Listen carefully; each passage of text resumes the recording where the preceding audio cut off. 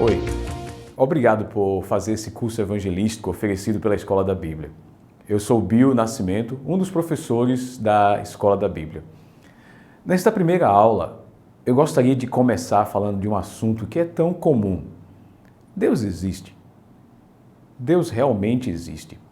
É tão comum você ver pessoas hoje em dia dizerem que Deus não existe. Virou quase moda afirmar que Deus não existe. É verdade, nós vivemos num mundo materialista, onde o material é o que é valorizado e onde as pessoas estão altamente centradas no eu. Eu sou a medida de todas as coisas. E por causa disso as pessoas não param para pensar nesta pergunta: Deus de fato existe? Mas tem algumas questões da vida que fazem a gente parar. Por exemplo, neste momento da gravação, estamos passando por uma pandemia. Milhares de pessoas estão perdendo a sua vida.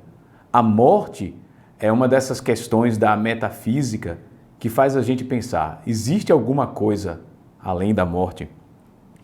Existe uma realidade além dessa realidade material e egocêntrica? Mas pessoas têm se perguntado: se Deus não existe, se Deus de fato morreu ou se mataram Deus, posso viver a vida da forma que eu quiser. Esta questão da existência de Deus, ela é uma questão de probabilidades. O matemático Blaise Pascal, ele colocou as probabilidades em crer e não crer em Deus, né? Sim ou não, e quais as consequências depois. No slide você vai ver o site onde você encontra com mais detalhes essa probabilidade, é chamada a aposta de Pascal. A primeira situação é: se acreditar em Deus e estiver certo, eu terei um ganho infinito, a eternidade com Deus. Se acreditar em Deus e estiver errado, eu terei uma perda finita.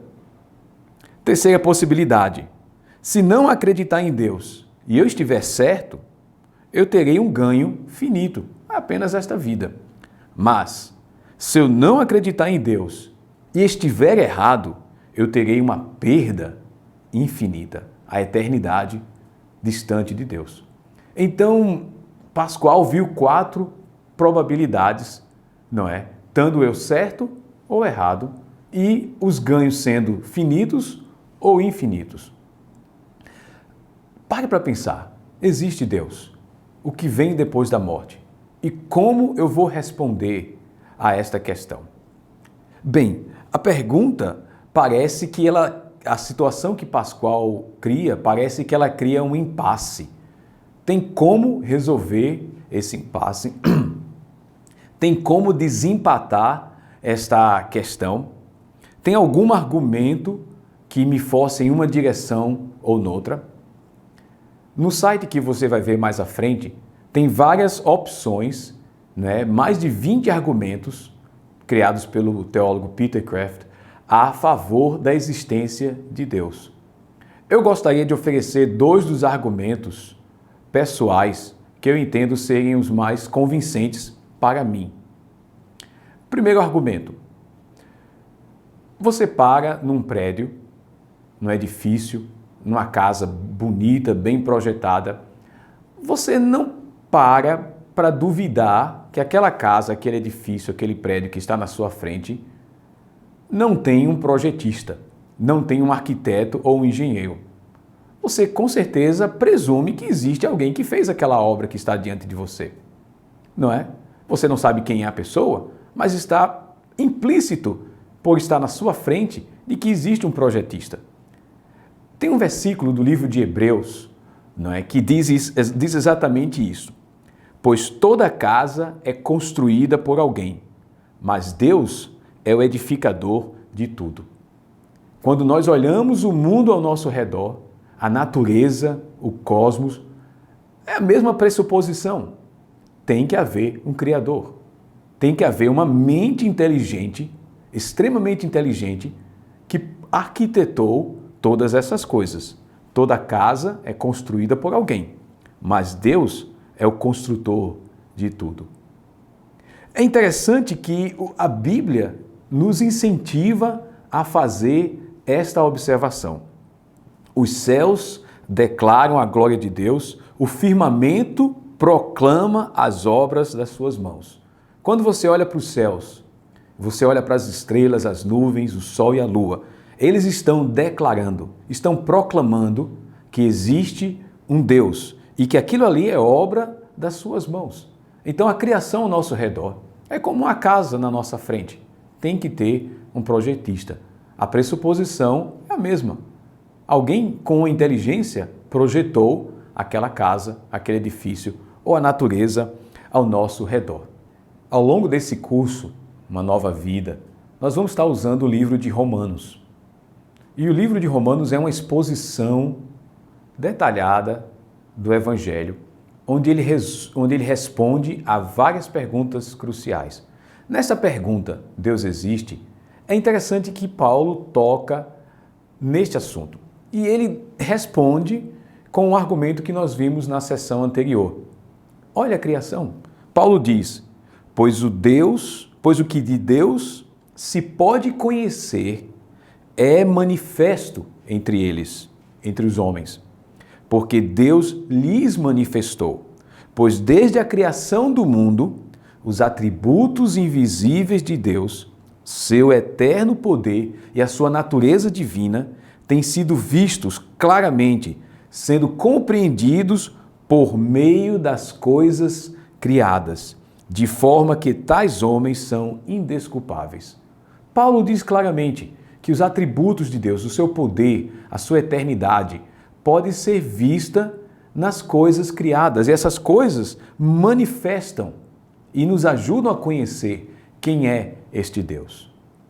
É interessante que mais na frente, o apóstolo Paulo vai dar um outro argumento, que é conhecido como o argumento moral, básico universal. Imagine a seguinte situação. Eu poderia dar uma tapa na cara da sua mãe. Como você iria se sentir? Mal, muito mal. Imagine que eu desse uma tapa na cara da mãe de um cidadão que mora em Singapura. Como ele iria se sentir? Mal do mesmo jeito, injuriado, enfurecido. Imagine que a gente volte a 300 anos atrás e no Brasil colonial eu desse uma tapa na cara da mãe de um soldado da corte. Como ele ia se sentir? Do mesmo jeito. Por que que pessoas, diante de certos atos, elas reagem da mesma forma? Por que certas agressões, certas violências, elas fazem as pessoas reagirem do mesmo jeito? Paulo responde que nós temos um código moral embutido dentro de nós, que lá em Romanos capítulo 2, versículos 14 a 16, ele chama de consciência, que essa consciência funciona como uma lei moral natural. Leia esse texto comigo.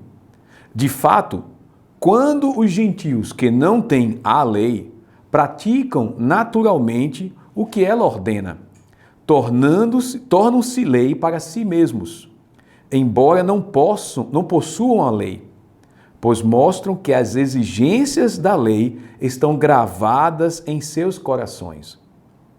Disso dão testemunho também a consciência e os pensamentos deles, ora acusando, ora defendendo-os. Isso acontecerá no dia em que Deus julgar os segredos dos homens mediante Jesus Cristo, conforme declara o meu Evangelho. Paulo diz que nós temos embutido, todos nós, não somente os judeus que tinham a lei revelada, mas todos os povos têm uma lei interior, uma lei natural, que é chamada consciência, e os pensamentos, que funcionam como lei. Isso é universal, independente de cultura, lugar ou época. A pergunta básica é: quem colocou essa lei universal no coração dos homens? Quem colocou essa lei universal na mente das pessoas, dizendo isso é certo, isso é errado?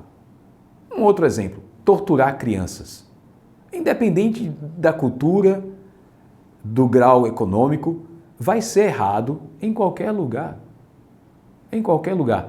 Quem colocou isso no coração humano? É mais um argumento a pensar que nós temos um legislador universal, assim como nós temos um arquiteto universal, que colocou isso no homem. Então, meu argumento é olhar a criação ao redor. Nós temos um projetista, um desenhista. Olhar o comportamento geral humano, nós temos uma noção básica de certo e errado, do que é moralmente correto. Me faz desempatar a aposta de Blaise Pascal. Sim, existe um Criador. Na próxima aula eu vou tentar responder, mas que Deus é este? Que Criador é este? Continue conosco nessas aulas bem curtas oferecidas pela Escola da Bíblia.